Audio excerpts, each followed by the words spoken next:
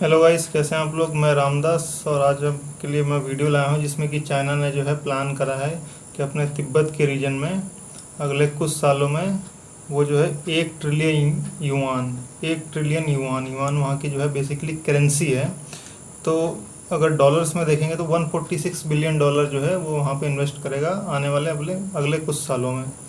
तो बेसिकली ये एक टेंशन की बात है इंडिया के लिए, क्योंकि तिब्बत में वो इतना जो है अपना इन्वेस्टमेंट कर रहा है बेसिकली अपना फ्रंट लाइन सिक्योरिटी को जो है बूस्टअप करने के लिए।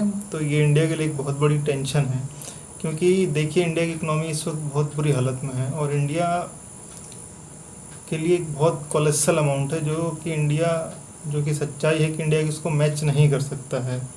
तो बेसिकली जो है आपका 3 सेक्टर में बेसिकली जो है ये जो है इन्वेस्टमेंट होगी। पहला तो सिचुआन तिब्बत रेल लाइन, दूसरा आपका नेपाल तिब्बत रेल लाइन और ड्राई पोर्ट बनाएगा आपका तिब्बत में।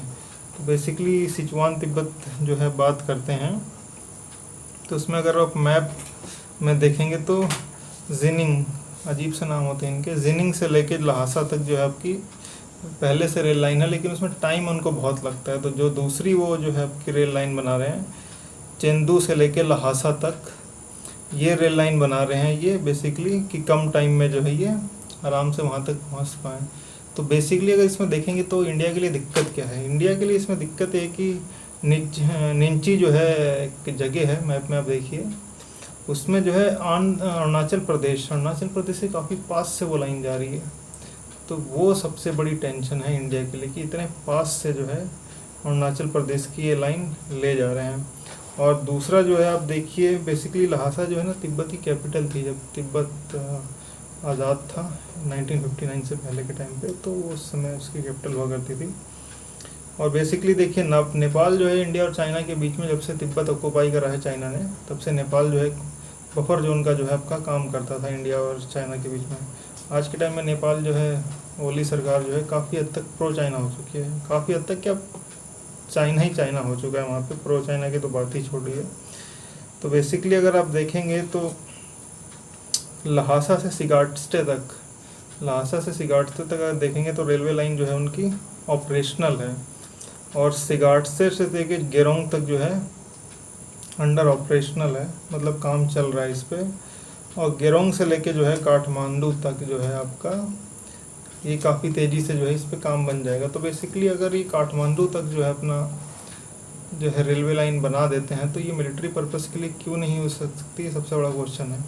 तो मिलिट्री पर्पस के लिए भी यूज़ कर सकते हैं, काफ़ी और चीज़ों के लिए भी यूज़ कर सकते हैं। तो ये एक बहुत बड़ी दिक्कत बन जाएगी इंडिया के लिए।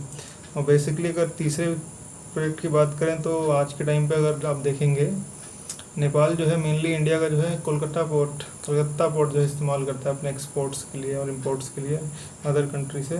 तो बेसिकली तिब्बत के अंदर जो है आपका चाइना जो है एक ड्राई पोर्ट बना रहा है, लॉजिस्टिक पोर्ट बना रहा है, जिससे वो नेपाल की जो इंडिया से डिपेंडेंस ख़त्म कर सके, काफ़ी हद तक ख़त्म कर सके या कम कर सके, कि वो जो है ड्राई पोर्ट इस्तेमाल करवाएगा नेपाल से अपना जो तिब्बत के अंदर बनाएगा, जिससे नेपाल का जो है इंडिया के ऊपर डिपेंडेंस कम हो सके। तो ये एक बहुत बड़ा दिक्कत है इंडिया के लिए। एक तो नेपाल के अंदर रेल लाइन जा रही है, दूसरा जो है आपका चेंडू लहासा के बीच में जो रेल लाइन बन रही है निंशी अरुणाचल प्रदेश वहाँ से बहुत पास से जा रही है, तीसरा ये ड्राई पोर्ट। और बेसिकली आप देखेंगे तो नेपाल ने जो है ये प्रोजेक्ट जो है नेपाल भी है जो काफ़ी हद तक चाहता है कि ये प्रोजेक्ट उसके देश में बने। बेसिकली डेथ ट्रैप का गेम है, कर्जा दो और लपेट लो वाला हिसाब है। और चाइना जो है मतलब उन्होंने जो है आपका बेसिकली देखेंगे 1995 में पंचन लामा जो आपके 1995 में जो है आपका तिब्बत में जो होता है बचपन में एक कुछ ट्रेडिशन होता है कि उनको कह दिया जाता है कि आगे चल के आपके जो है दलाई लामा बनेंगे, जैसे आपके हमारे दलाई लामा हैं इस वक्त धर्मशाला में अपनी एग्जाइल गवर्नमेंट चला रहे हैं तिब्बत की।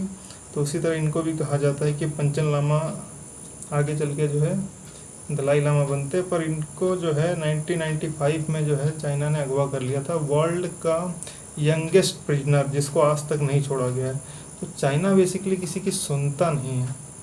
सबसे बड़ी दिक्कत जो है वो यही है कि चाइना बेसिकली किसी की सुनता नहीं है। और ये जो है एक बहुत कोलेसल अमाउंट, 146 बिलियन डॉलर, या युआन में बोलें तो 1 ट्रिलियन युआन, इतना बड़ा अमाउंट ये जो खर्चा कर रहा है, तो ये एक इंडिया के लिए बहुत बड़ी दिक्कत है। तो इंडिया इसको कैसे टैकल करेगा, हम फ्यूचर में जो है इस पर जिस तरह से जो है इंडिया चीज़ें डेवलप करेगा हम उसको बात करेंगे। तो बेसिकली आप अपना नॉर्थ का प्रेशर साउथ में रिलीज़ कर सकते हैं, अंडमान और लक्षद्वीप आइलैंड में जो है अपने नेवल बेसिस बना के उधर साउथ चाइना सी से आप काउंटर कर सकते हैं। तो बेसिकली इंडिया को अब चाइना ने है बेसिकली अपनी नेवल पावर इंक्रीज़ कर ली है, तो अब वो अपनी पावर शिफ्ट कर रहा है कहाँ पे, इंफ्रास्ट्रक्चर, बॉर्डर में, आर्मी में। हमने अपनी आर्मी काफ़ी हद तक मजबूत रखी है और एयरफोर्स भी, हमारी नेवी उसको उतनी टक्कर नहीं दे पाती। तो हमें प्रेशर रिलीज़ करने के लिए अब अपनी नेवी को जो है स्ट्रॉन्ग करना पड़ेगा, ताकि हम उसको साउथ चाइना सी में जो है टक्कर दे पाएँ। साउथ चाइना सी में भी टक्कर दे पाएँ बेसिकली जिस हिसाब से वो अपना नेवी को और एक्सटेंड कर रहा है, आने वाले कुछ सालों में उसको 8-10 एयरक्राफ्ट कैरियर जो है वो बनाने पे काम कर रहा है। तो वो इंडियन ओशन के अंदर भी दिक्कत क्रिएट कर सकता है आने वाले कुछ टाइम में। तो बेसिकली हमको अपनी अब नेवी पे जो है काफ़ी हद तक ध्यान देना पड़ेगा, ताकि जो नॉर्दर्न माउंटेनस में प्रेशर हमारे ऊपर बिल्ट हो रहा है, सदर्न जो है ocean Indian bay of Bengal Arabian में जो है रिलीज़ कर पाए। तो बेसिकली हमें इस स्ट्रेटजी पे जो है अब आगे चलना पड़ेगा। Thank you.